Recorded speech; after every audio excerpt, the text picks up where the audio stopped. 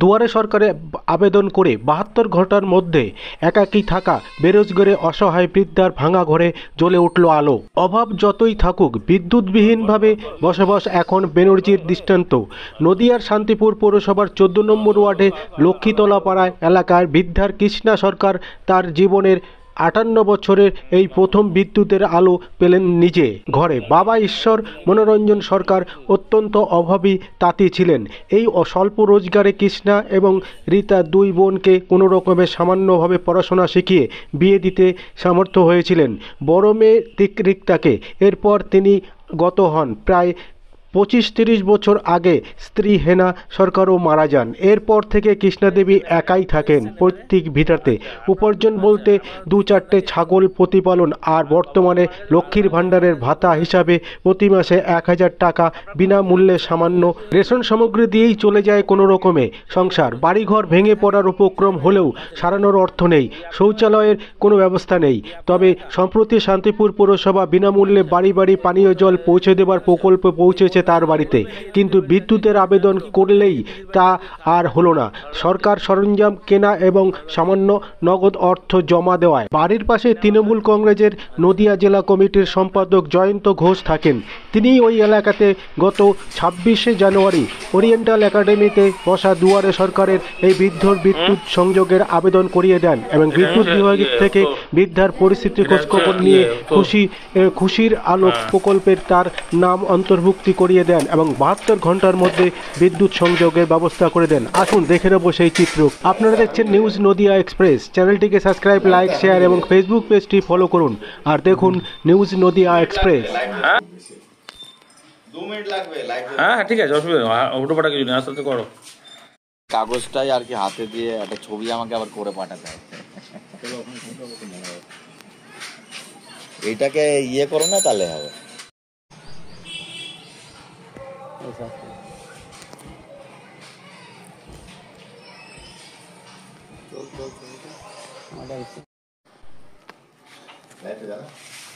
জ্বালাও দেখি।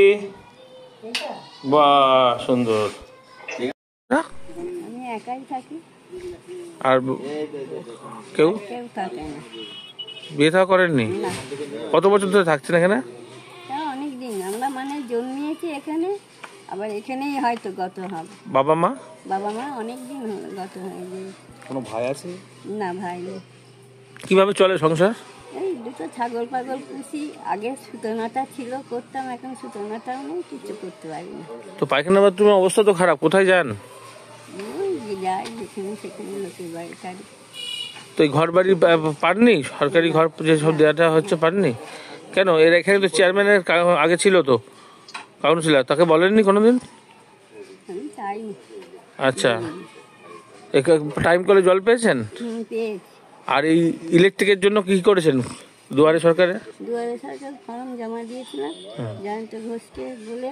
জয়ন্ত ঘোষ আমাকে সব কিছু করে দিয়ে। জয়ন্ত ঘোষ কি মানে কেউ আত্মীয় হয় না, পাশের? হ্যাঁ ওকে বলেছেন? হ্যাঁ এই কারেন্ট নিতে টাকাও তো লাগে খানিকটা, হ্যাঁ।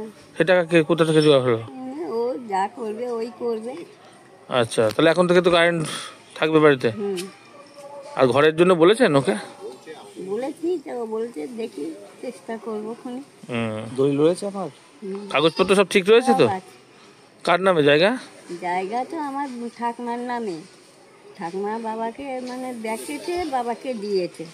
এবার বাবা নেই, মাও নেই, কে আমাদের দেবে? এবার আমরা থাকি দুই বোন। আচ্ছা, আর আপনার বোন? বোন শ্বশুর বাড়ি থাকে।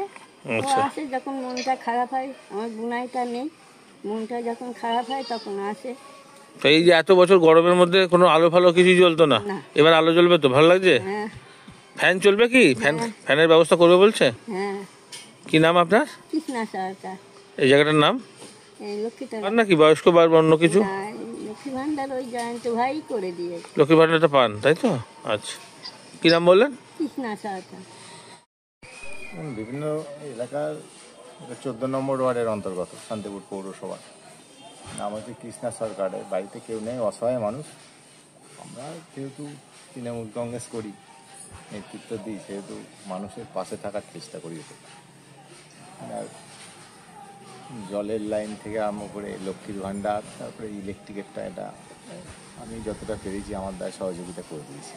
তো সেক্ষেত্রে ইলেকট্রিক নিতে গেলে তো একটা টাকা লাগে টোকেন মানি, সেটা কিভাবে সেটা আমি ব্যক্তিগতভাবে এটা সহযোগিতা করেছি যতটা পেরেছি। এনারা কি বরাবরই এরকম উনি একাই থাকেন এখানে? হ্যাঁ, বরাবরই উনি একা। ওনার বোন ছিলেন, উনি তো বিয়ে হয়ে গেছে, ওনার স্বামীও মারা গেছেন, উনি একাই থাকে। ঘর বাড়ির তো পরিস্থিতি খুব খারাপ, শৌচালয় নেই, এইগুলো কোনো কিছুতে শৌচালয় নেই বলতে শৌচালয় তো মিউনিসিপ্যালিটি থেকে বা গভর্নমেন্ট অ্যালার্ট করলে তবে তো আমি সেটা সুপারিশ করবো, কিন্তু সেই জায়গায় অ্যালার্ট হয়নি। এর আগেও তেল হয়েছে, অনেক পরিবার অ্যালার্ট হয়েছে, কিন্তু এর আগে বর্তমান যিনি কাউন্সিলর আছে তার আমলে এখনো পর্যন্ত ঘর বা শৌচালয় অ্যালার্ট হয়নি।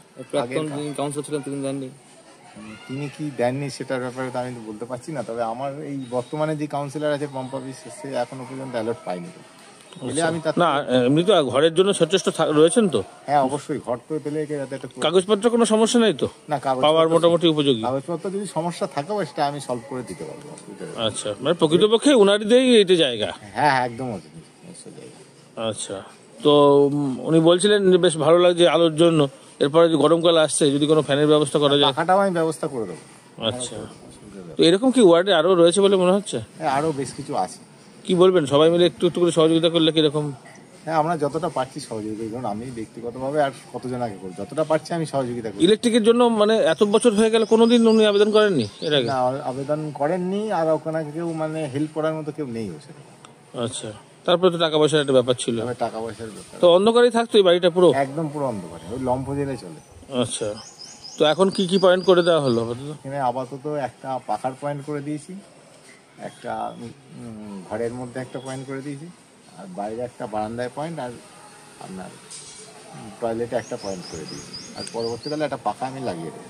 আচ্ছা, আপনার নাম পরিচয়? আমার নাম জয়ন্ত ঘোষ, রানাঘাট সাংগঠনিক জেলার সম্পাদক, কি তৃণমূল কংগ্রেস।